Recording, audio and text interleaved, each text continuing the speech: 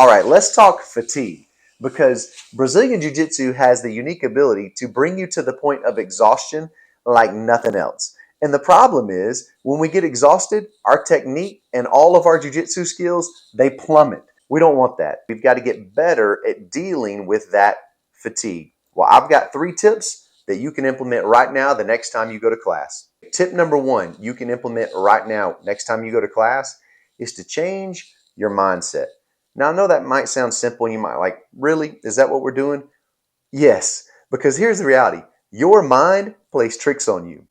I heard Roger Gracie say in a recent interview that when he got into some of his most intense matches and he got that feeling of exhaustion, he told himself, it doesn't matter. No one cares that you're tired. That really struck me because what that taught me is that's a mindset shift because our bodies are always capable of giving more. And let's be honest, when we get tired, we're so quick to feel sorry for ourselves. Of course, if you feed into that fatigue, you're going to feel more tired. The next time you roll, I really want you to think of the Roger Gracie quote. You say, you know what? No one cares. It doesn't matter.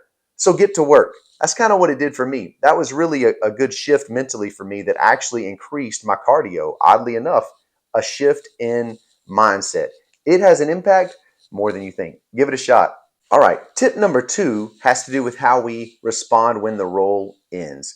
Listen, I like what Rafael Lovato says. He says, no matter how intense or exhausted you are after a round, always shake their hand and always sit there or stand there and put your belt on like you are not exhausted at all, like you're a warrior, like you are not phased by the exhaustion.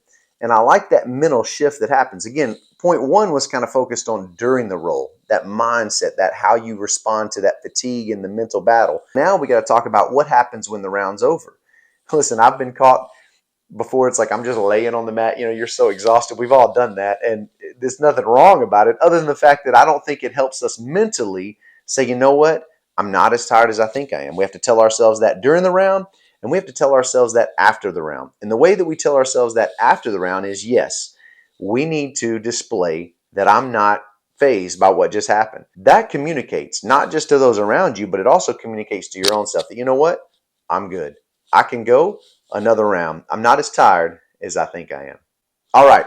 Tip number 3 that you can implement right now. Guys, this is so simple, and yet it's one that I think we probably all have a little space for. I heard a friend of mine once say that instead of always adding to your schedule, just implement to what you're already doing. Well, here's the reality. You're already at the gym. You're already have your gi on. You're already warmed up. You're already tired. Roll one more. Just roll one more. Most gyms I know, coach is not on a rush out. Usually there's at least a 10-minute gap there between the time class ends and the time the doors are locking up. So why not take another 3-minute round? Why not ask the people after class, hey, anybody you want to get one more?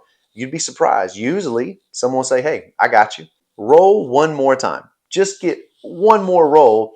I think you will benefit. I got to tell you, at 44, I'm so thankful for how my cardio has increased over the years. I've seen a significant improvement, and a lot of that has happened because of these 3 tips.